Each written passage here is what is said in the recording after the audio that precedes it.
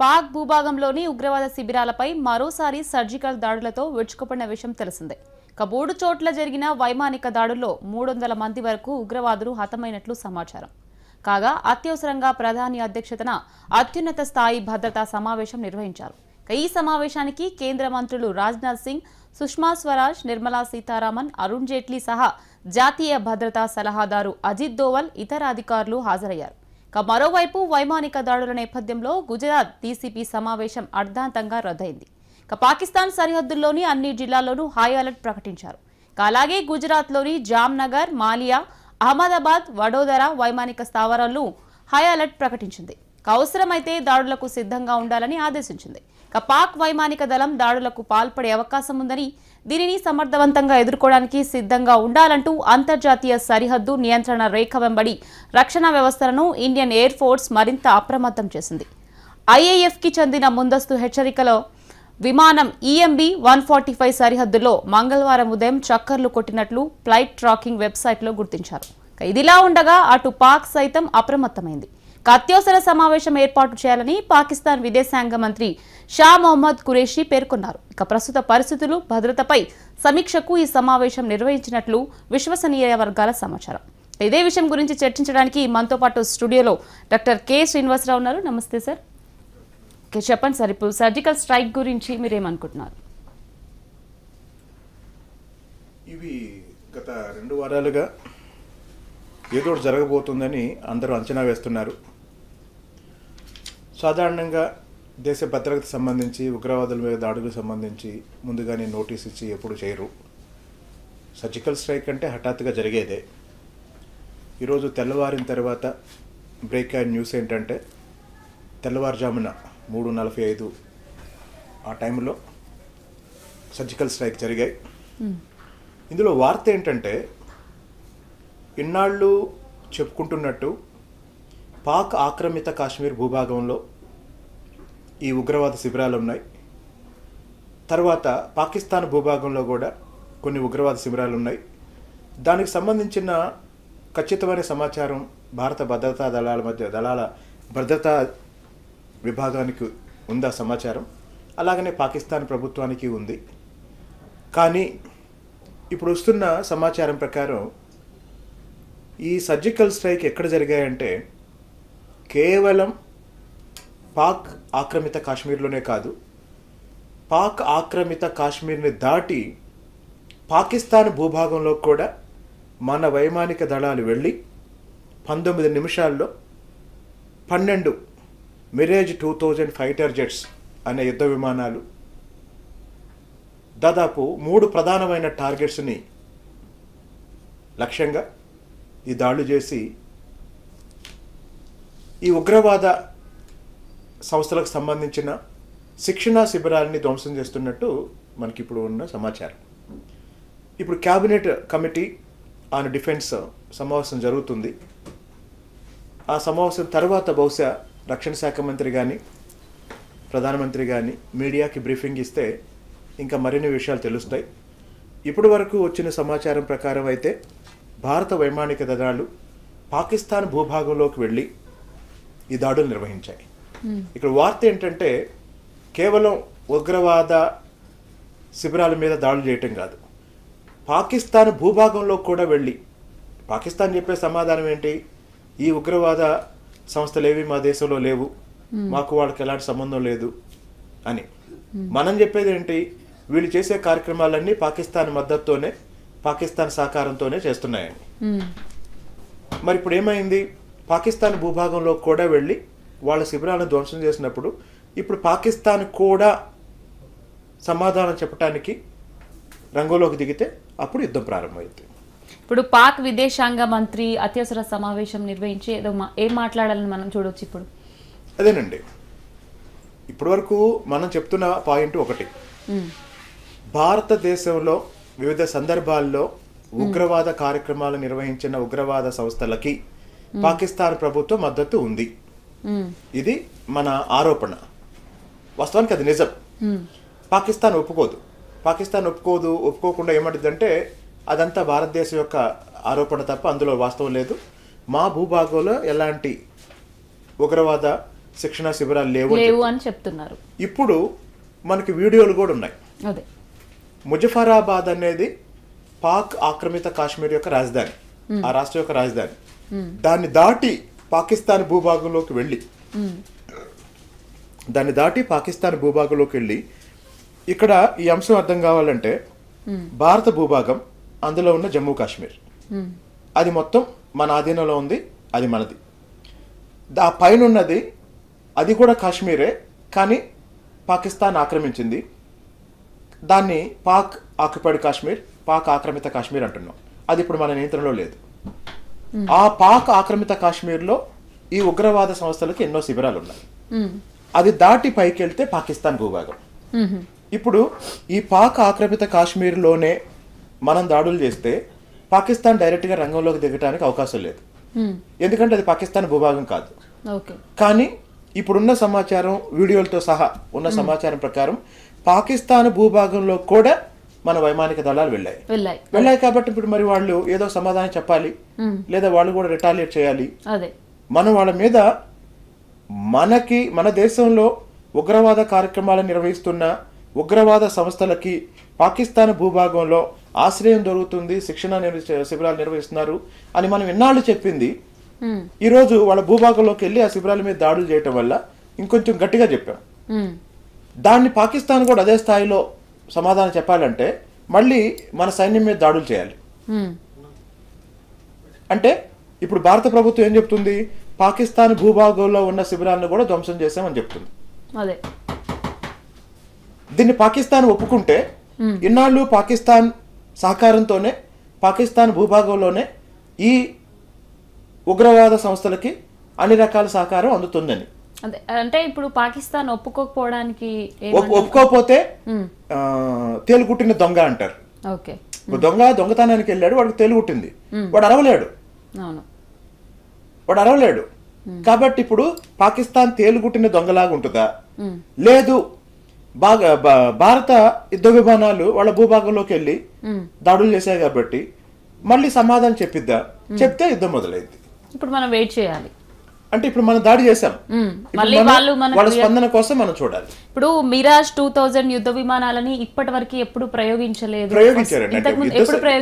యుద్ధ సమయాల్లో వాడతారు. అవి ప్రత్యేకంగా ఎందుకు వాడతారంటే తక్కువ ఎత్తులో నుండి లక్ష్యాన్ని సాధిస్తాయి. తక్కువ ఎత్తు, ఇప్పుడు శత్రువుని అంటే ఆ శిబిరాల్ని ధ్వంసం చేయాలి అంటే చాలా ఎత్తుగా ఉండి బాంబులు వదలొచ్చు, దగ్గరగా ఉండి తక్కువ ఎత్తులో బాంబులు వదలొచ్చు. ఇప్పుడు జరిగింది ఏంటంటే దాదాపు 1000 కిలోల బరువున్న బాంబుల్ని ఆ ఉగ్రవాద శిబిరాల మీద మన వైమానిక దళాల యుద్ధ విమానాలు వదిలాయి. దాంతో భారీ నష్టం జరిగింది వాళ్ళకి. ఎంత స్థాయి నష్టం జరిగింది అనేది ఇప్పుడు మనకి మీడియాలో దొరుకుతున్న సమాచారం ఏంటంటే మీడియా సంస్థల అంచనా, కొంతమంది నిపుణుల అంచనా. వాస్తవానికి ఎంతమంది చనిపోయారు అనేది ఆ శిక్షణా సంస్థలు నిర్వహిస్తున్న సంస్థలకే తెలిసింది. 300 మంది అని అంటున్నారు. 300 మంది అని వస్తుంది, 400 మంది వస్తుంది. వాస్తవానికి ఏ శిబిరంలో ఎంతమంది ఉన్నారో మనకు తెలియదు కదా. ఏ శిబిరంలో ఎంతమంది ఉన్నారో జైషే మహమ్మద్కి తెలుసు, పాకిస్తాన్ ఇంటెలిజెన్స్ కూడా తెలిసి ఉంటుంది. ఇప్పుడు ఇంకోటి, ఒకవేళ భారీ స్థాయిలో చనిపోయినా చెప్పుకోలేని పరిస్థితి వాళ్ళది. ఇందా నేను చెప్పినట్టు తేలుకుట్టిన దొంగ లాంటి పరిస్థితి వాళ్ళది. ఇప్పుడు మన సర్జికల్ స్ట్రైక్ గురించి మిగిలిన దేశాలు ఏమంటున్నాయి? వాస్తవానికి ఈ సర్జికల్ స్ట్రైక్స్ విషయంలో మిగతా దేశాల నుంచి, ఒక చైనా తప్ప మిగతా దేశాల నుంచి మనకి ఎలాంటి విమర్శ రాదండి. కారణం ఏంటంటే ఈరోజు భారతదేశం తాను పొరుగు దేశం మీద దాడి చేయలేదు.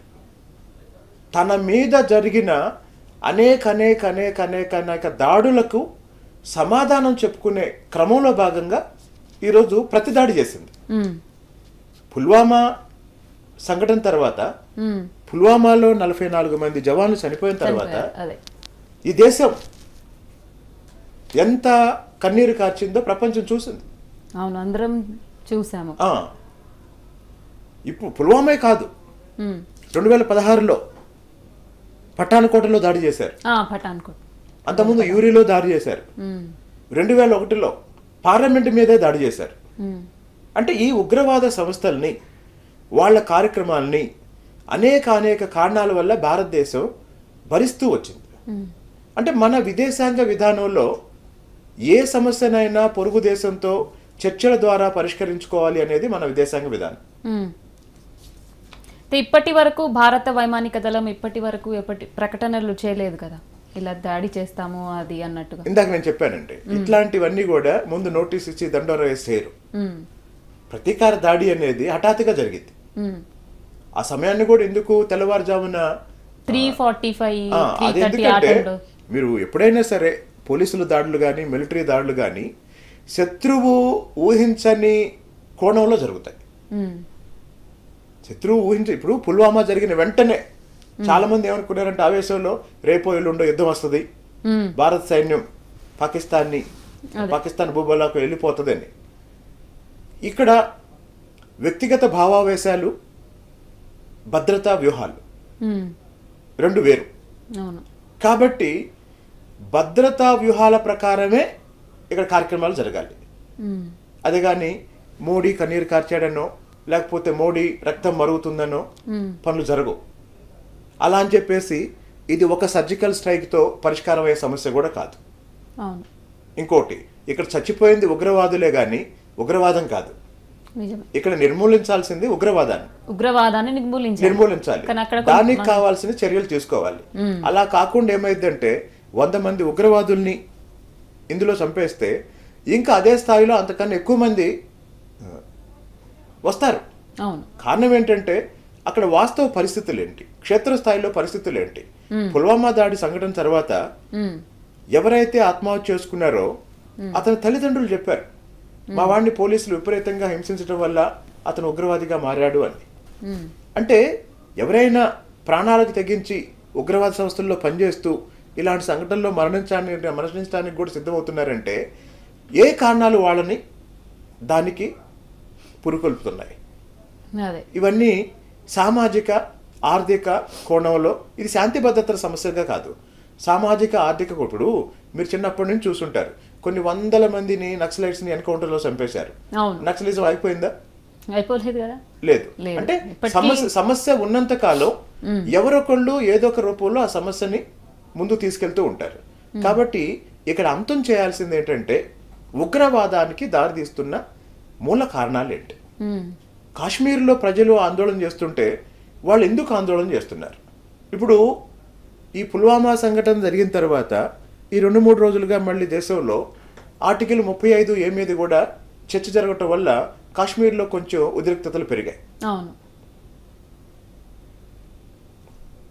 ఉద్రిక్త వాతావరణం నెలకొంది కాశ్మీర్లో. ఇప్పుడు దాడినేనా, ఇంకా దీన్ని మనం ఏ రకంగానూ సర్దు మణిగించలేమంటారా? వాస్తవానికి దాడి అనేది మన సిద్ధాంతం కాదండి. మన విదేశీ విధానంలో ప్రధాన సూత్రం ఏంటంటే ఇందాక నేను చెప్పాను, పొరుగు దేశాలతో ఉన్న విభేదాలని సమస్యల ద్వారా పరిష్కరించుకోవాలి. అలా కాకుండా దాడే పరిష్కారం అయితే ఈ పార్టీకి భారతదేశం పాకిస్తాన్ మీద 100 సార్లు దాడి చేసి ఉండాల్సింది. ఇందాక నేను చెప్పాను, 2001లో పార్లమెంట్ మీద దాడి చేశారు, ముంబై మీద దాడి చేశారు, లేదా హైదరాబాద్ లాంటి చోట గోకుల్ చాట్ ఇలాంటివి చూసాం. ప్రతిసారి మరి దాడి జరగాలి, యుద్ధం జరగాలి. కాకపోతే భారతదేశం ఏం చేస్తుందంటే ఒక పక్క భద్రతాపరమైన చర్యలు తీసుకుంటూనే ఇంకో పక్క దౌత్య కోణంలో కార్యక్రమాల్ని కొనసాగిస్తూ సమస్యని పరిష్కరించడానికి ప్రయత్నం చేస్తుంది. అయితే దురదృష్టవశాత్తు ఏంటంటే పాకిస్తాన్లో ఉన్న అంతర్గత రాజకీయాలు, పాకిస్తాన్లో ఉన్న ఆర్థిక పరిస్థితి ఈ ఉగ్రవాదాన్ని చనిపోకుండా ఇంకా ముందుకి కొనసాగించడానికి ఉపయోగపడుతుంది. ఈరోజు పాకిస్తాన్లో ఆర్థిక అభివృద్ధి లేదు, ఈరోజు పాకిస్తాన్లో పటిష్టమైన ప్రజాస్వామిక వ్యవస్థ లేదు. ఇవన్నీ దేనికి ఒక ప్రభుత్వం ఎప్పుడైతే విఫలమవుతుందో జాతీయ స్థాయిలో ఇది ప్రపంచవ్యాప్తంగా ఇది ఒక వ్యూహం.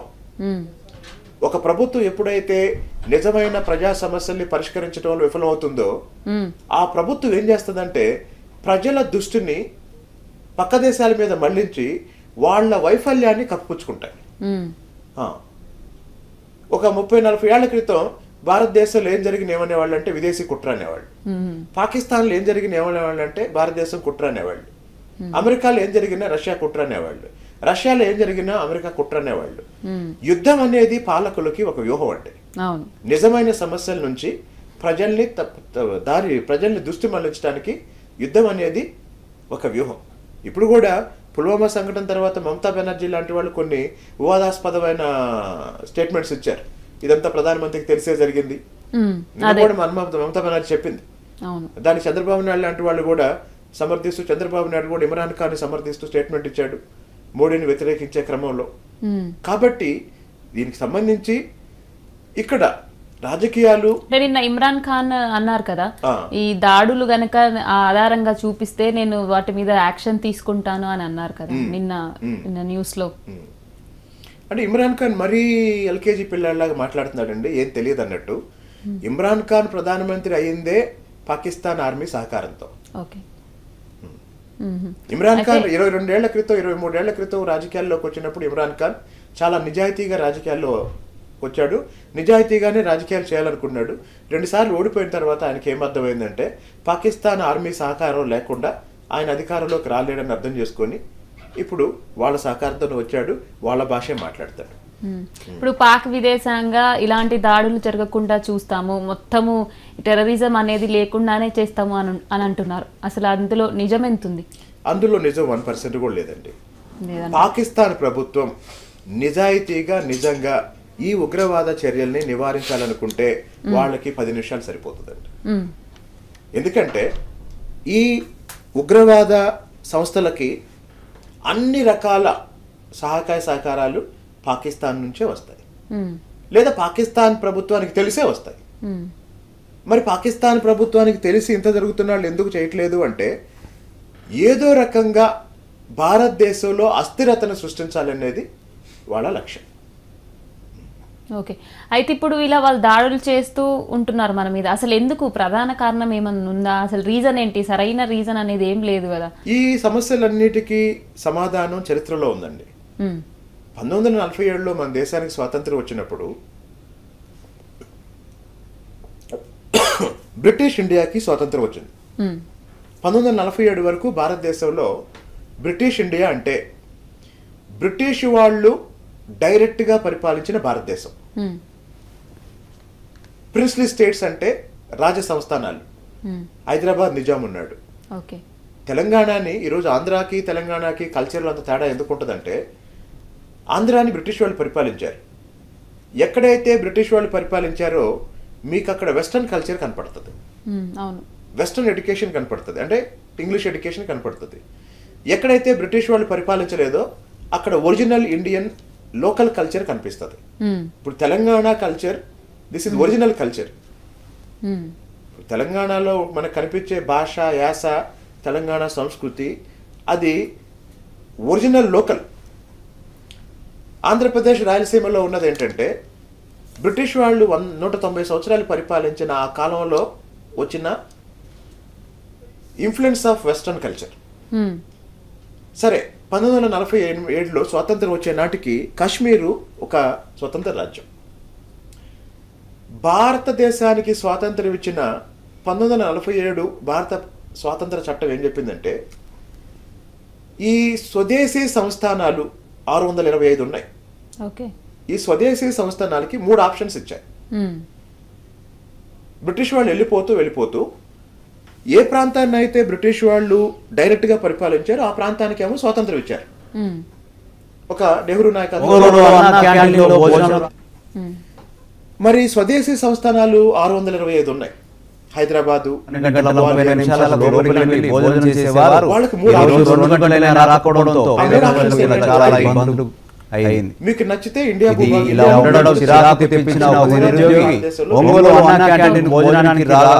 మీకు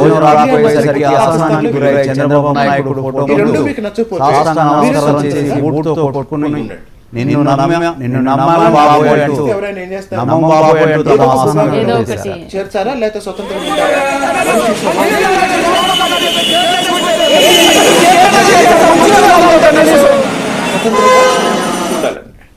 అలాగనే కాశ్మీర్ చక్రవర్తి హరిసింగ్ స్వతంత్రంగా ఉండాలనుకున్నాడు. అయితే భారతదేశాన్ని ఏ ప్రాతిపదికన విభజించారు?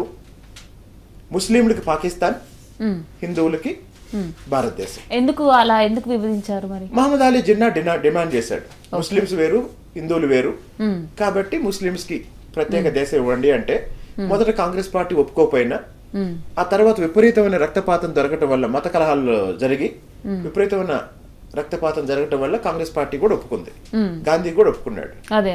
గాడ్సే గాంధీని చంపడానికి అదొక కారణం. అంటే గాంధీ ఒప్పుకున్నాడు కాబట్టి భారతదేశ విభజన జరిగింది, భారతదేశ విభజనకి గాంధీయే కారణం అనేది గాడ్సే వాదన. సరే, ఆ సందర్భంలో హరిసింగ్ స్వతంత్రంగా ఉండాలనుకున్నాడు. హైదరాబాద్ లో మెజార్టీ ప్రజలు హిందువులు, పాలకుడేమో ముస్లిం, నిజాం ప్రభు. మెజార్టీ ప్రజలేమో హిందువులు, పాలకుడేమో ముస్లిం. ఆయన పాకిస్తాన్ లో కలపాలనుకున్నాడు, ఇక్కడ మెజార్టీ ప్రజలేమో భారతదేశంలో ఉండాలనుకున్నారు. ఆయన్ని మొత్తం హైదరాబాద్ రాష్ట్రాన్ని, హైదరాబాద్ రాజ్యాన్ని, నిజాం రాజ్యాన్ని. భారత ప్రభుత్వం ఏం చేసిందంటే ప్రజాభిప్రాయాన్ని, హైదరాబాద్ పాలకుడైన నిజాం అభిప్రాయం ఏమో పాకిస్తాన్ లో కలవాలని, హైదరాబాద్ సంస్థానంలో ఉన్న ప్రజల అభిప్రాయం ఏమో భారతదేశంలో కలపాలని. అప్పుడు నెహ్రూ నాయకత్వంలో ఉన్న భారత ప్రభుత్వం ఏం చేసిందంటే ప్రజాభిప్రాయాన్నే గుర్తించి సైన్యాన్ని పంపించి పోలీస్ యాక్షన్ ద్వారా, మిలిటరీ యాక్షన్ ద్వారా ఆపరేషన్ పోలో అని 1948 సెప్టెంబర్ 17వ తారీఖున హైదరాబాద్ రాజ్యాన్ని భారతదేశంలో విలీనం చేశారు. అంటే ఇక్కడ హైదరాబాద్ లో ఏం జరిగింది, ప్రజల అభిప్రాయాన్ని ప్రభుత్వం గౌరవించింది, చర్య తీసుకుంది. కాశ్మీర్ లో రివర్స్, కాశ్మీర్ లో మెజార్టీ ప్రజలు ముస్లింస్, రాజు హిందూ, దీనికి ఆపోజిట్. మరి అక్కడ ఏం చేయాలి? అక్కడ ముందు ఆయన స్వతంత్రంగా ఉండాలనుకున్నాడు. ఈ లోపు ఏమైందంటే పాకిస్తాన్ కాశ్మీర్ సరిహద్దులో ఉన్న కొన్ని గిరిజన తెగలు ఉన్నాయి, గిరిజన జాతికి చెందిన తెగలు. వాళ్ళని ముందు పెట్టి పాకిస్తాన్ సైన్యం కాశ్మీర్ మీద దాడి చేసింది. పాకిస్తాన్కి ఏం కావాలి? కాశ్మీర్ కూడా పాకిస్తాన్ భూభాగంలో కావాలి. అదే పాకిస్తాన్ పేరులో పి అంటే పంజాబ్, కే అంటే కాశ్మీర్, స్థాన్ అంటే బలూచిస్తాన్. వాళ్ళ బాధ ఏంటంటే పాకిస్తాన్ లో కాశ్మీర్ ఉంది, పాకిస్తాన్ పేరులో కాశ్మీర్ ఉంది, పాకిస్తాన్ భూభాగంలో కాశ్మీర్ లేదు. అందుకని కాశ్మీర్ కూడా ఇంకోటి పాకిస్తాన్ ఏర్పాటు చేసిందే ముస్లింస్ కదా.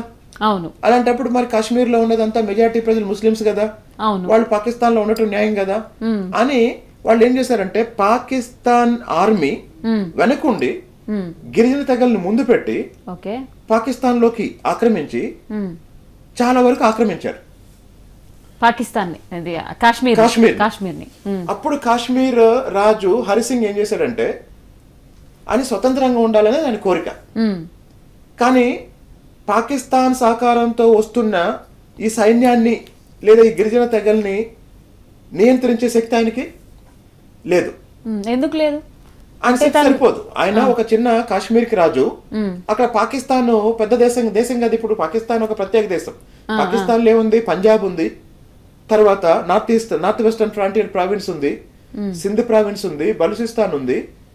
సో కాశ్మీర్ తో పోలిస్తే కాశ్మీర్ ఒక చిన్న సంస్థానం, ఇప్పుడు పాకిస్తాన్ ఒక పెద్ద దేశం. కాబట్టి పాకిస్తాన్ సైన్యాన్ని ఎదుర్కొనే శక్తి ఆయనకి లేదు. దాంతో ఆయన ఏం చేశాడంటే నెహ్రూ సహకారం అడిగాడు. వాళ్ళు మా మీద దాడి చేస్తున్నారు, మీరు మమ్మల్ని రక్షించండి అని. అప్పుడు నెహ్రూ ఏం చేశాడు, నువ్వు ఊరికి నోటి మాటతో ఒక మాట అంటే నేను రాలేను, నువ్వు మీ కాశ్మీర్ ని భారతదేశంలో విలీనం చేస్తున్నట్టు నువ్వు ఒక స్టేట్మెంట్ ఇస్తే నీ రక్షణ బాధ్యత నేను తీసుకుంటా అన్నాడు. అప్పుడు ఇన్స్ట్రుమెంట్ ఆఫ్ యాక్సెషన్ అని, అంటే హరిసింగ్ కాశ్మీర్ ని భారతదేశంలో విలీనం చేస్తున్నట్టు ఒక స్టేట్మెంట్ ఇస్తాడు. అప్పుడు కాశ్మీర్ భారతదేశంలో విలీనం అవుతుంది. అప్పుడు కాశ్మీర్ బాధ్యత కూడా ఎవరిది? కాశ్మీర్ రక్షణ బాధ్యత ఎవరిది? భారతదేశానికి. ఇదంతా జరిగే టైంకి ఆ సరిహద్దుల్లో ఉన్న గిరిజన తెగలు పాకిస్తాన్ ఆర్మీ సహకారంతో కొంత కాశ్మీర్ ఆక్రమించారు కదా, దాన్నే ఇప్పుడు పాక్ ఆక్రమిత కాశ్మీర్ అంటున్నారు. దాన్ని అంటే అప్పటి వరకు ఏదైతే ఆక్రమించారో దాన్ని వదిలేసి ఆ మిగతా కాశ్మీర్ ఇప్పుడు మన కింద ఉంది. అప్పటి నుంచి మన వాదన ఏంటంటే అది మాదే అని. అదే ఇప్పుడు అక్కడి నుంచి స్టార్ట్ అయ్యి ఇప్పుడు ఈ దాడులన్నీ జరగడానికి కూడా. సో ఇప్పుడు పాకిస్తాన్ కోరిక ఏంటంటే మొత్తం కాశ్మీర్ని పాకిస్తాన్కి ఇచ్చేసేయాలి. అయితే 1947 నాటి పరిస్థితుల్లో కాశ్మీర్లో ముస్లిమ్స్ పాకిస్తాన్ని కోరుకున్నారు. ఇప్పుడు కాశ్మీర్లో ముస్లిమ్స్, కాశ్మీర్లో స్థానికులు ఎవరు కూడా పాకిస్తాన్తో కలవాలనుకోవట్లేదు, భారతదేశంతో ఉండాలనుకోవట్లేదు. వాళ్ళు స్వతంత్రంగా ఉండాలనుకుంటున్నారు. ఎందుకు అనుకుంటున్నారంటే 1947 తర్వాత ఈ 70 సంవత్సరాల అనుభవంలో వాళ్ళకి అర్థమైంది ఏంటంటే కాశ్మీరు అన్ని విధాల ఒక ప్రత్యేకమైన ప్రాంతం, భౌగోళికంగా, సాంస్కృతికంగా, భాషాపరంగా. ఇప్పుడు తెలంగాణ ఉద్యమం జరిగేటప్పుడు తెలంగాణ ప్రజలు ప్రత్యేక రాష్ట్రం కోరుకున్నారు. ఆంధ్ర ప్రజలు ఏమన్నారు? వద్దొద్దు, కలిసే ఉందామన్నారు. అప్పుడు తెలంగాణ సమాజం చెప్పింది ఏంటంటే తెలంగాణ సంస్కృతి వేరు, తెలంగాణ భాష వేరు, కాబట్టి తెలంగాణ ఒక ప్రత్యేకమైన ప్రాంతం. ఆంధ్రాకి తెలంగాణకి పొలికలు లేవు. అంటే తెలంగాణకున్న ప్రత్యేకతల దృష్ట్యా తెలంగాణ ప్రజల అభిప్రాయాన్ని గుర్తించి ఒక రాష్ట్రాన్ని ఏర్పాటు చేయాలన్నారు. మరి అలానే కాశ్మీర్ ప్రజలు ఈరోజు నిజంగా ఏం కోరుకుంటున్నారంటే పాకిస్తాన్లో చేరాలని కోరుకోవట్లేదు. అలానే భారతదేశంతో కలిసి కొనసాగటానికి కూడా వాళ్ళు సంతోషంగా లేరు. దీనికి చాలా కారణాలు ఉన్నాయి. మరి 1947-48 నాటి పరిస్థితుల్లో ఆ రోజు హరిసింగ్ కాశ్మీర్ని భారతదేశంలో విలీనం చేస్తూ ప్రకటించినప్పుడు, వాస్తవానికి స్వతంత్రం వచ్చినప్పుడు 625 సంస్థానాలు ఉన్నాయి అని చెప్పాను కదా. ఈ 625 సంస్థానాల్లో దాదాపు 624 ఎట్లాంటి వివాదం లేకుండా చాలా వరకు భారతదేశంలో కలిసిపోయినాయి. కొన్ని పాకిస్తాన్ భూభాగాలు ఉన్నాయి, పాకిస్తాన్లో కలిసిపోయినాయి. ఒక 4 మాత్రం వివాదమైంది. హైదరాబాద్ వివాదం ఏంటో చెప్పాను. ఇక్కడ ప్రజలేమో మెజారిటీ ప్రజలు హిందువులు, పాలకుడేమో ముస్లిం. దీనికి రివర్సు అక్కడ కాశ్మీర్లో. అలాగనే జునాగఢ్, ట్రావెన్కోర్లో కూడా చిన్న చిన్న సమస్యలు ఉన్నాయి. ఆ 3 అయిపోయినాయి. కాశ్మీర్ విషయంకి వచ్చేసరికి నెహ్రూ ఏం చేశాడంటే మరి కాశ్మీర్ ప్రజలు స్వతంత్రంగా ఉండాలా, పాకిస్తాన్లో కలవాలా, భారతదేశంలో కలవాలా అనే అంశం మీద ప్రజాభిప్రాయ సేకరణ చేస్తాము. ప్లెబిసైట్ ప్రజాభిప్రాయ సేకరణ చేసి ప్రజలు ఏం కోరుకుంటే దాన్నే అమలు చేస్తాము అని నెహ్రూ చెప్పాడు. ఆ రోజు చెప్పాడు. ఇప్పుడు కాశ్మీర్లో వాళ్ళు అడిగేది ఏంటంటే ప్రజాభిప్రాయాన్ని సేకరించండి అంటున్నారు. అప్పుడు ప్రజల అభిప్రాయం ఎలా ఉండే? అప్పట్లో నెహ్రూ గారు వాళ్ళని అడిగారా? ప్రజాభిప్రాయ సేకరణ చేస్తామన్నాడు. ఆ ప్రజాభిప్రాయ సేకరణ నిర్వహించలేదు. అది ఇప్పుడు వాళ్ళు అడుగుతున్నారు నిర్వహించమని. ఇప్పుడు నిర్వహిస్తే అది పూర్తిగా భారతదేశానికి వ్యతిరేకంగా ఉంటుంది. అవును. అది ఇప్పుడు అంటే అలా ఎందుకు వ్యతిరేకంగా ఉంటుందంటే నేను చెప్తానండి. ఇప్పుడు మీకు అంటే తేలిగ్గా అర్థమైందని చెప్తున్నా. తెలంగాణ ఉద్యమ సమయంలో కలిసి ఉందామని ఆంధ్ర ప్రజలు చెప్పిన, తెలంగాణ సమాజం చెప్పింది ఏంటంటే మమ్మల్ని నిర్లక్ష్యం చేశారు, మాకు అన్యాయం చేశారు అని ఏదో చెప్పింది. ఇప్పుడు మాకు ప్రాధాన్యత లేకుండా, లేకపోతే అసలు మొత్తం అన్ని ఆంధ్ర వాళ్లే ముఖ్యమంత్రి పదవులు, అన్ని పదవులు ఆంధ్ర వాళ్లే అనుభవిస్తున్నారు, తెలంగాణ నిర్లక్ష్యానికి గురైంది, తెలంగాణ దోపిడీకి గురైంది అని. ఇప్పుడు కాశ్మీర్ ప్రజలు చెప్పేది కూడా అదే. కాశ్మీర్ నిర్లక్ష్యానికి గురైంది, అలాగనే దోపిడీకి గురైంది, కాబట్టి మా బతుకు మమ్మల్ని బతకనివ్వండి అంటున్నారు. అదే ఇప్పుడు వాళ్ళ అనే దాంట్లో మనం తప్పుంది అని చెప్పలేము. వాళ్ళు ఏంటంటే వాళ్ళు ఇండిపెండెంట్ ని వాళ్ళు కోరుకుంటున్నారు. ఇందులో మళ్ళీ 2 ఉన్నాయి. కాంగ్రెస్ అధికారంలో ఉన్నప్పుడు కాశ్మీర్ మీద మన విధానం ఏంటి, బీజేపీ అధికారంలో ఉన్నప్పుడు కాశ్మీర్ మీద మన విధానం ఏంటి. కాంగ్రెస్ అధికారంలో ఉన్నంత కాలం దాదాపు నెహ్రూ విధానాన్నే కొనసాగిస్తూ వస్తుంది. ఒకసారి కాశ్మీర్ని భారత భూభాగంలో విలీనం చేశాం. ఆ తర్వాత రాజ్యాంగంలో 370 ఆర్టికల్ కాశ్మీర్కి ప్రత్యేక ప్రతిపత్తిని కల్పిస్తూ వస్తుంది. ఇప్పుడు వివాదంలో ఉన్నది ఆర్టికల్ 35A. ఆర్టికల్ 35 ఏంటంటే కాశ్మీర్, ఇప్పుడు మీరున్నారు, మీరు బయట నుంచి వెళ్ళి కాశ్మీర్లో ఆస్తులు కొనలేరు. ఎందుకు కొనలేరు అంటే ఆర్టికల్ 35A ప్రకారం కాశ్మీర్లో ఉన్న స్థానికులకే ఆస్తి హక్కు ఇవి కల్పిస్తారు. ఓకే. లేకపోతే ఏమైతే బయట వాళ్ళకి అట్లాంటి చట్టాలు గిరిజన ప్రాంతాల్లో కూడా చాలా చోట్ల ఉంటాయి. ఆంధ్రప్రదేశ్లో కూడా 1/7 అని 1/7 అని 1/70 అని ఒక చట్టం ఉంటుంది. మీరు వెళ్ళి ఖమ్మంలోనో వరంగల్లోనో గిరిజన ప్రాంతాల్లో వెళ్ళి ఆస్తులు కొనలేరు. కాశ్మీర్లో ఉన్నటువంటి గిరిజన ప్రాంతాల్లో కాదు, మీరు తెలంగాణలో వెళ్ళి ఖమ్మంలోనో వరంగల్లోనో గిరిజన ప్రాంతాలు ఎక్కడైతే ఉన్నాయో అక్కడ కొనలేరు. ఎందుకంటే గిరిజనుల ఒక్కసారి గిరిజనేతరుల్ని గిరిజన ప్రాంతాల్లో భూములు కొనడానికి అనుమతిస్తే గిరిజనుల భూములు మొత్తం కొనేస్తారు. అప్పుడు గిరిజనులకు ఆధారం లేకుండా పోతుంది. అంటే గిరిజనులకి ఉండే ఒకే ఒక జీవనాధారం ఏంటి? భూమి. తర్వాత గిరిజన ప్రాంతాల్లో ఉన్న భూములు ధర ఎంత ఉంటుంది? చాలా తక్కువ ఉంటుంది.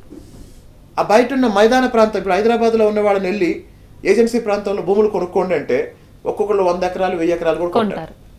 అంటే అక్కడ భూమి విలువ తక్కువ ఉంటుంది, వీళ్ళ దగ్గర డబ్బులు ఎక్కువ ఉన్నాయి. దాని ఫలితంగా ఏమైందంటే గిరిజనులకు అన్యాయం జరిగింది. అలాగనే అందుకనే గిరిజనుల హక్కులు పరిరక్షించడానికి కొన్ని చట్టాలు ఉన్నాయి. అలాగనే కాశ్మీర్ స్థానికుల హక్కులు పరిరక్షించడానికి ఆర్టికల్ 35A. ఈ 35A వల్ల ఏమైందంటే బయట వాళ్ళు వెళ్ళి కాశ్మీర్లో ఆస్తులు కొనలేరు. అది ఎందుకు చేశారు అంటే కాశ్మీరీ ప్రజల హక్కుల్ని కాపాడుకోవటం. అంటే ఒక్కసారి బయట వాళ్ళని అనుమతిస్తే, ఇందాక నేను చెప్పినట్టు హైదరాబాద్లో ఉన్న వాళ్ళు వెళ్ళి ఖమ్మంలో ఏజెన్సీ ఏరియాలో ఆస్తులు కొనటం అవకాశం ఉంటే ఒక్కొక్కరు 100 ఎకరాలు కొనుక్కొని ఫామ్ హౌస్ వేసుకుంటారు. అప్పుడు ఆ గిరిజనులకి ఎట్లాంటి జీవనాధారం ఉండదు, వాళ్ళ భూముల్లో వాళ్లే కూలీలుగా బతకాల్సి వస్తుంది. అలాగనే కాశ్మీర్లో ఉన్న పరిస్థితుల్లో కాశ్మీర్ ప్రజలకి వాళ్ళ ఆస్తుల మీద, స్థానిక వనరుల మీద హక్కు కల్పించడం కోసం తీసుకొచ్చిన ఆర్టికల్ 35A.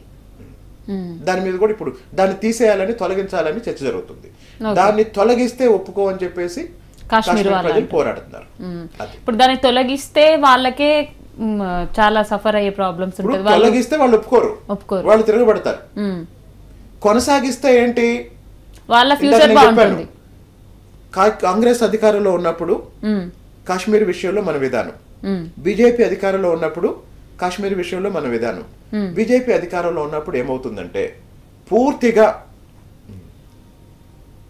పాకిస్తాన్ ఇప్పుడు కాశ్మీర్కు ఉన్న ప్రత్యేక సదుపాయాలన్నీ తీసేసి మిగతా 29 రాష్ట్రాలు ఎలా ఉన్నాయో ఎలాంటి ప్రత్యేకత లేకుండా కాశ్మీర్ని కూడా అలానే చేయాలని బీజేపీ చేయాలనేది. బీజేపీ ఎన్నికల వాగ్దానం కూడా అదే. అంటే మొత్తం భారతదేశాన్ని ఒకటిగానే చూడాలి, కాశ్మీర్లో ఉన్న ముస్లింస్ కి ఎలాంటి హక్కులు, ప్రత్యేక హక్కులు ఇవ్వకూడదు అనేది బీజేపీ సిద్ధాంతం. కానీ బీజేపీ కూడా దాన్ని చేయలేకపోతుంది. ఎందుకు చేయలేకపోతుంది అంటే అలా చేయటం మొదలు పెడితే మొత్తం కాశ్మీర్ అల్లకల్లోలం అయింది. ఎప్పుడైతే మరి కాశ్మీర్ ప్రజలు ఆందోళన చేస్తారో దానికి వెనుకుండి ఎవరు సహకరిస్తారు? పాకిస్తాన్ సహకరిస్తుంది. అప్పుడు సమస్య ఇంకా పెద్దదవుతుంది. పాకిస్తాన్ ఒకటే కాదు, ఇంకోటి ఇక్కడ స్థానిక పరిస్థితులు వేరు, అసలైన కారణాలు వేరు. కానీ బయట ఈ విషయం ఎలా వెళ్ళిద్దంటే భారతదేశంలో ముస్లింస్ ఏదో అణచివేస్తున్నారు అన్నట్టు వెళ్ళింది. అప్పుడు ఎక్కడైతే ముస్లిం ప్రజలు మెజారిటీ సంఖ్యలో ఉన్నారో ఆ ముస్లిం సమాజంలో కూడా మనకి వ్యతిరేకంగా ఒక అభిప్రాయం వస్తుంది. అది మనకి మంచిది కాదు. అదే ఇప్పుడు ఇంత జరుగుతున్నా కూడా పాకిస్తాన్ వాళ్ళు అనేది ఏంటంటే ఒక్కటే, అసలు మేము ఏం చెయ్యట్లేదు, మా దగ్గర ఈ ఉగ్రవాద సంస్థ అనేది లేనే లేదు, మా ఇక్కడ ఎవరు చేయట్లేదని. అలా ఎందుకు? అసలు చేసేది వాళ్ళే, మనకు ప్రత్యక్షంగా కూడా కనిపిస్తూనే ఉంది. అలా కనిపిస్తున్నా కూడా వాళ్ళు అలా బకాయించడానికి రీజన్ ఏంటి?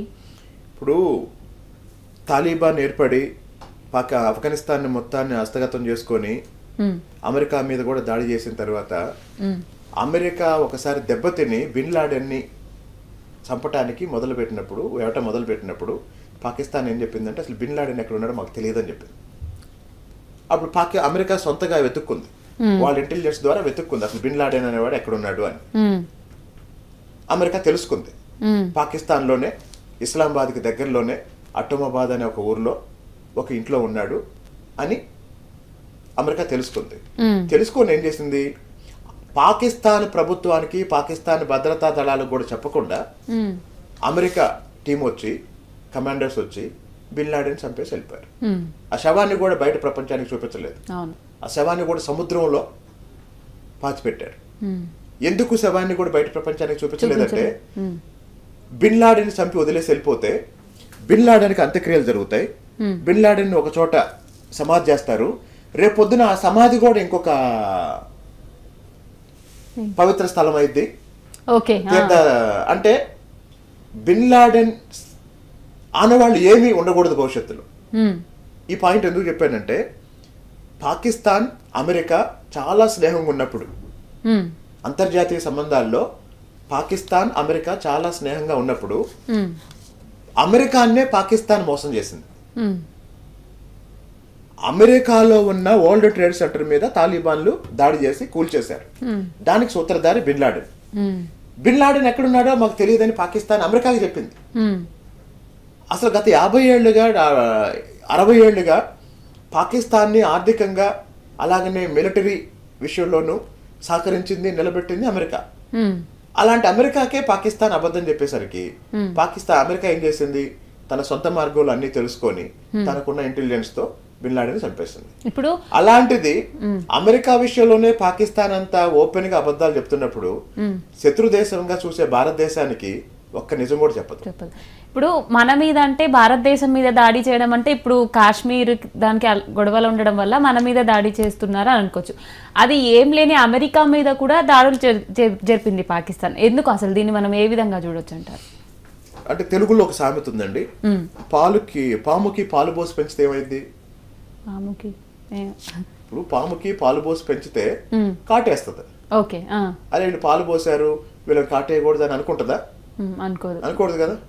అలాగే ఇంకొక తామెత చెప్తాను, ఎవరు తీసిన గోతిలో వాళ్ళే పడతారు. ప్రపంచ రాజకీయాల్లో అంతర్జాతీయ రాజకీయాల్లో అమెరికాకి శత్రువు రష్యా. అమెరికాకి శత్రువు రష్యా.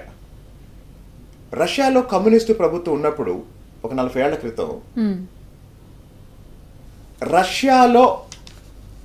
రష్యాని ఇబ్బంది పెట్టాలి అని అమెరికా లక్ష్యం. ఆసియాలో రష్యా కిందున్న దేశం Afghanistan.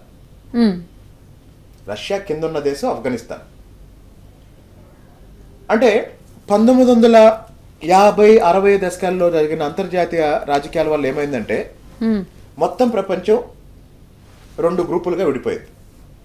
America group, Russia group. మనం రష్యాకి కొంచెం సన్నిహితంగా మెలిగాం. పాకిస్తాన్ అమెరికా గ్రూపులోకి వెళ్ళిపోయింది. మనం రష్యా గ్రూపులో జాయిన్ అవ్వలేదు, కానీ మనం అలీనా విధానం అని చెప్పాం. అంటే మాకు ఏ గ్రూపులోనూ మేము ఉండమన్నాం. కానీ ప్రాక్టికల్గా మనం రష్యాకి క్లోజ్ కాబట్టి అమెరికా ఏం చేసిందంటే పాకిస్తాన్ని ఎంకరేజ్ చేసింది. ఈ నేపథ్యంలో ఏమైందంటే రష్యా కిందున్న దేశం ఆఫ్ఘనిస్తాన్ కిందున్న దేశం పాకిస్తాన్ ఎవరి నియంత్రణలో ఉంది? అమెరికా నియంత్రణలో ఉంది. మరి పాకిస్తాన్ అమెరికా నియంత్రణలో ఉన్నప్పుడు అమెరికా ప్రభావం ఆఫ్ఘనిస్తాన్కి వ్యాప్తిస్తే అది రష్యాకి నష్టం. అందుకని రష్యా ముందే ఏం చేసిందంటే అమెరికా ప్రభావం ఆఫ్ఘనిస్తాన్లోకి రాకముందే రష్యానే ఆఫ్ఘనిస్తాన్ రాజకీయాల్లో జోక్యం చేసుకొని నజీవుల్లా అనే ఒక నాయకుడిని రష్యా సహకారంతో ఆఫ్ఘనిస్తాన్ ప్రెసిడెంట్ గా చేసింది. అంటే రష్యా చెప్పు చేతల్లో ఉండే ప్రభుత్వం ఆఫ్ఘనిస్తాన్ లో ఏర్పడింది. ఇది ఎప్పుడు 1970లో, ఒక 40 ఏళ్ల క్రితం. ఎప్పుడైతే ఆఫ్ఘనిస్తాన్ రష్యా చెప్పు చేతల్లో ఉందో ఆఫ్ఘనిస్తాన్ ప్రభుత్వాన్ని డిస్టర్బ్ చేయాలి, అస్థిరత పాలు చేయాలని అమెరికా తాలిబాన్ అనే ఒక తీవ్రవాద సంస్థని సృష్టించింది. అంటే తాలిబాన్ సృష్టించింది ఎవరు? అమెరికా. ఎవరికి నష్టం కలిగించాలని? రష్యాకి. ఆ తాలిబాన్ ఏం చేసిందంటే ముందు ఆఫ్ఘనిస్తాన్ మొత్తాన్ని తన ఆధీనంలోకి తెచ్చుకొని ఆఫ్ఘనిస్తాన్ అధ్యక్షుడైన నజీవుల్లాని నడి రోడ్డు మీద ఉరిదీసి చంపింది. ఓకే, 1977లోనేనా? 1976, 77 ఆ టైంలో, 1978 ఆ టైంలో. ఓకే. ఆ నజీవుల్లా ఎవరికి సపోర్టరు? రష్యాకి. ఓకే. అంటే అప్పటి వరకు రష్యా నియంత్రణలో ఉన్న ఆఫ్ఘనిస్తాన్ మొత్తం ఇప్పుడు ఎవరి నియంత్రణలోకి వచ్చింది? పాకిస్తాన్ సారీ అమెరికా నియంత్రణలోకి వచ్చింది. తాలిబాన్ నియంత్రణలోకి. తాలిబాన్ సృష్టించింది ఎవరు? అమెరికానే. ఇది జరిగిన ఒక 10 ఏళ్ల తర్వాత ఏమైందంటే రష్యాలో కమ్యూనిస్టు ప్రభుత్వం పడిపోయి అంతర్జాతీయ రాజకీయాల్లో అప్పటి వరకు అమెరికా గ్రూపు రష్యా గ్రూప్ ఉన్నాయి కదా, ఈ 2 గ్రూపులు పోయి రష్యా గ్రూప్ అంతరించిపోయి అమెరికా ఒక్కటే మొత్తం ప్రపంచానికి నాయకురాలైంది. అంటే రష్యా గ్రూప్ లేదు. ఓకే. రష్యాకును ఆఫ్ఘనిస్తాన్ కి మొదట ప్రపంచ రాజకీయాల్లో అమెరికా గ్రూపు రష్యా గ్రూప్ ఉన్నాయి. ఈ రష్యాని ఇబ్బంది పెట్టడానికి రష్యా మద్దతుతో పనిచేస్తున్న ఆఫ్ఘనిస్తాన్ అధ్యక్షుడిని తాలిబాన్ అనే ఒక ఉగ్రవాద సంస్థ ద్వారా అమెరికా చంపించింది. అప్పటి వరకు రష్యా నియంత్రణలో ఉన్న లేదా రష్యా డామినేషన్ లో ఉన్న ఆఫ్ఘనిస్తాన్ అమెరికా డామినేషన్ లోకి వచ్చింది. ఆఫ్ఘనిస్తాన్ కూడా అప్పుడు పాకిస్తాన్ ఆఫ్ఘనిస్తాన్ అన్ని అమెరికా చెప్పినట్టే విన్నాయి. ఈ జరిగిన 10 ఏళ్ళకి ఏమైందంటే 1990లో రష్యా కొలాప్స్డ్. అంటే రష్యాలో ఉన్న కమ్యూనిస్టు ప్రభుత్వం పతనం అయిపోయింది, కమ్యూనిజం పోయింది. అప్పుడు మొత్తం ప్రపంచ రాజకీయాల్లో అమెరికా ఒక్కటే లీడర్ అయింది, ఏకఛత్రాధిపత్యం. ఓకే. మరి అంతకుముందు అమెరికాకు పోటీ రష్యా కదా. అవును. రష్యాని ఇబ్బంది పెట్టడానికే కదా తాలిబాన్ సృష్టించింది. అవును. ఇప్పుడు రష్యా లేదు కదా. లేదు. ఇప్పుడు తాలిబాన్ ఏం చేయాలి? అమెరికా చెప్పినట్టు వినాలి. కానీ తాలిబాన్ ఏం చేసిందంటే మొత్తం ఆఫ్ఘనిస్తాన్ ని తన చేతుల్లో తెచ్చుకున్నాక అమెరికా అమెరికా మాట కూడా వినటం మానేస్తుంది. రష్యా కాదు, తాలిబాన్. ఎప్పుడైతే అమెరికా మాట కూడా వినడం మానేసిందో అమెరికా ఏం చేసింది? తాలిబాన్ ని నియంత్రించడానికి మొదలు పెట్టింది. అప్పుడు తాలిబాన్ ఏం చేసిందంటే అమెరికా మీద అటాక్ చేస్తుంది. ఓకే. అంటే అసలు తాలిబాన్ సృష్టించింది ఎవరు? అమెరికానే. చివరికి తాలిబాన్ బాధితురాలు ఎవరు? అమెరికానే. అందుకే చెప్పాను, పాముకు పాలు పోసి పెంచితే కాటేస్తుంది అనేసి. ఇప్పుడు దాంతో ఎప్పుడైతే తాలిబాన్ అమెరికా మీద దాడి చేసిందో అమెరికా తాలిబాన్ అంతు చూడాలని ఆఫ్ఘనిస్తాన్ మీద యుద్ధం ప్రకటించింది. అవును. అప్పుడు ఆఫ్ఘనిస్తాన్ లో ఉన్న తాలిబాన్ ఉగ్రవాద సంస్థ మిగతా ఉగ్రవాదులందరూ తప్పించుకోవటానికి పాకిస్తాన్ వచ్చారు. అలా పాకిస్తాన్ వాళ్ళు కూడా అమెరికా మీద తప్పించుకోవడానికి పాకిస్తాన్ వచ్చారు. దాంతో అప్పటికే పాకిస్తాన్ లో ఉగ్రవాదం ఉంది, ఉగ్రవాద సంస్థలు ఉన్నాయి. మత శాందస్యం వల్ల ఈ ఉగ్రవాద కార్యక్రమాలకి కొంతమంది ప్రజల మద్దతు దొరుకుతుంది. దాంతో ఏమైందంటే మీరు గమనించండి, ప్రజల మద్దతు లేకుండా నక్సలైట్ ఉద్యమం బతకలేదు. అలాగనే ప్రజల మద్దతు లేకుండా ఒక ఏ సంస్థ అయినా బతకలేదు. కాబట్టి ఆ శాందస భావాలున్న ప్రజలు ఎవరైతే ఉన్నారో వాళ్ళు ఈ సంస్థల్ని, మొన్న పుల్వామాలో దాడి చేసిన ఆ కుర్రాడు ఏం చెప్తాడండి, ఒక వీడియో రిలీజ్ చేశాడు. ఏం రిలీజ్ చేశాడు? ఇది జరిగిన అర్ధ గంటలో నేను స్వర్గంలో ఉంటాను అని చెప్తున్నాడు. అంటే ఆ మతపరమైన భావాల్ని ప్రేరేపించడం వల్ల వాళ్ళని ఆత్మాహుతి దళాలుగా మార్చి ఇట్లాంటి వాడికి వాడుతున్నారు. ఇప్పుడు ఏమైందంటే అమెరికా ఎప్పుడైతే ఆఫ్ఘనిస్తాన్ మీద యుద్ధం ప్రకటించిందో అక్కడున్న ఈ ఉగ్రవాద శిబిరాలన్నీ ఎక్కడికి మారినాయి? పాకిస్తాన్కి మారినాయి. పాకిస్తాన్ కి 60 ఏళ్లుగా సహాయం చేస్తుంది ఎవరు? అమెరికా. అప్పుడు అమెరికా పాకిస్తాన్ అడుగుతుంది, నీ భూభాగంలోకి వస్తే నువ్వు అమలు. అప్పుడు వీళ్ళంతా ఏం చేసిందంటే వాళ్ళందరినీ పాక్ ఆక్రమిత కాశ్మీర్ లోకి పంపిస్తారు. అంటే ఇవన్నీ కలిపి భారతదేశ సరిహద్దుల్లో సమస్యను ఇంకా తీవ్రం చేశాయి. అప్పటి నుంచి అమెరికాకి పాకిస్తాన్ కి ఇప్పుడు ఈ మొత్తం టెస్ట్ లో మొదట్లో ఏ అమెరికా అయితే ఈ ఉగ్రవాద సంస్థల్ని రష్యాకి వ్యతిరేకంగా భారతదేశానికి వ్యతిరేకంగా ప్రోత్సహించిందో ఒక్కసారి రష్యా ప్రపంచ రాజకీయాల్లో రష్యా అమెరికాతో పోటీ పడటం మానుకున్న తర్వాత అమెరికానే ఈ తీవ్రవాదాన్ని నిరోధించాల్సిన పరిస్థితి వచ్చింది. అప్పటి వరకు ప్రోత్సహించిన అమెరికా మీరు ఆగండి అంటే వీళ్ళు ఎవరు ఆగటం లేదు. ఫలితంగా ఈరోజు అంటే అంతర్జాతీయ పరిస్థితులు కొన్ని, అంతర్జాతీయ కారణాలు కొన్ని, నెహ్రూ కాలం నుంచి భారతదేశ విదేశాంగ విధానంలో ఉన్న కారణాలు కొన్ని కలిపి కాశ్మీర్ని ఈరోజు ఒక నిరంతరం కాలుతున్న కుంపటిగా మార్చాయి. అది దీనికి యుద్ధం పరిష్కారం కాదు. కాశ్మీర్ ప్రజలు ఏం కోరుకుంటున్నారు, కాశ్మీర్ ప్రజలు ఏం కోరుకుంటున్నారు, ఒకవేళ వారు కోరుకున్నది మనకు నచ్చకపోయినా సరే దాన్ని చేయాలి. అలా కాదు మొత్తం కాశ్మీర్ భారతదేశంలో ఉండాలి, పాకిస్తాన్ కూడా భారతదేశాన్ని కలిపేయాలి అనే హిందూ తీవ్రవాద జాతీయవాదం ఉంది. పాకిస్తాన్ లో ఎట్లయితే మతోన్మాద జాతీయవాదం ఉందో ఇక్కడ హిందూ తీవ్రవాద జాతీయవాదం ఉంది. అది కూడా నష్టమే. అది ఈ మొత్తం గొడవలో నష్టపోతుంది ఎవరు, నలిగిపోతుంది ఎవరు అంటే కాశ్మీర్ ప్రజలు. అదే ఇప్పుడు మొత్తంగా ఇప్పుడు వీళ్ళు మనం సర్జికల్ స్ట్రైక్ చేశారు కదా, ఇప్పుడు వాళ్ళు కూడా మన మీద దాడి చేసే అవకాశం ఉంటుంది. ఇప్పుడు మనం జాగ్రత్తగా ఎలా ఉండాలనుకోవచ్చు? ఇప్పుడు ఏమి లేదండి, ఇందాక నేను చెప్పినట్టు నిజంగా నిజాయితీగా మన విదేశాంగ విధానం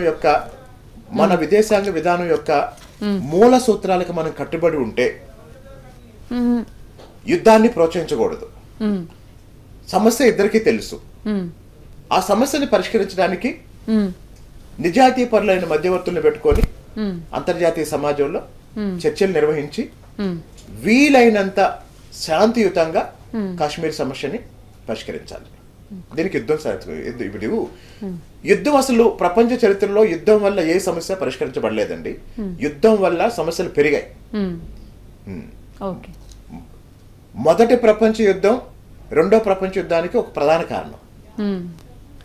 రెండో ప్రపంచ యుద్ధ కారణాలు ఏంటి అని మీరు ఒక లిస్ట్ రాసుకుంటే మొదటి ప్రపంచ యుద్ధం ఒక ప్రధాన కారణం. అంటే ఒక యుద్ధం ఇంకో యుద్ధానికి దారితీస్తుంది తప్ప యుద్ధం వల్ల ఎప్పుడు శాంతి రాదు. కానీ ఈ సందర్భంగా ఇంకొక విషయం కూడా ఏంటంటే అసలు ఇలాంటివన్నీ ఎన్నికలకు ముందే ఎందుకు వస్తున్నాయి అని కూడా దేశ ప్రజలు ఆలోచించాలి. 1999 ఎన్నికల ముందు కార్గిల్ యుద్ధం వచ్చింది. 1971లో పాకిస్తాన్తో యుద్ధం తర్వాత ఇందిరాగాంధీ లోక్సభని రద్దు చేసి ఎన్నికలకు వెళ్ళింది. కాబట్టి ఇవన్నీ కూడా అధికారంలో ఉన్న ప్రభుత్వం వాళ్ళ ప్రయోజనాల కోసం దేశ భద్రతా అంశాలని వాడుకోవటం అనేది కరెక్ట్ కాదు. ఇది పూర్తిగా దౌత్య మార్గంలో పరిష్కరించాల్సిన సమస్య. దీన్ని ఒక ఎన్నికల అస్త్రంగా వాడుకోకూడదు. అలా వాడుకోవటాన్ని సమాజం ప్రోత్సహించకూడదు. Okay, right. Thank you so much Srinivas garu మా డిస్కషన్లో పాల్గొన్నందుకు. సో చూసారు కదండి, ఇది ఇవాల్టి discussion. Keep watching @News Republic, ప్రజల కోసం ప్రగతి కోసం.